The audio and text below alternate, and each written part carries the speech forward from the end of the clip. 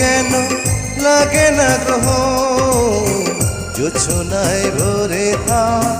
সারাটি জীবন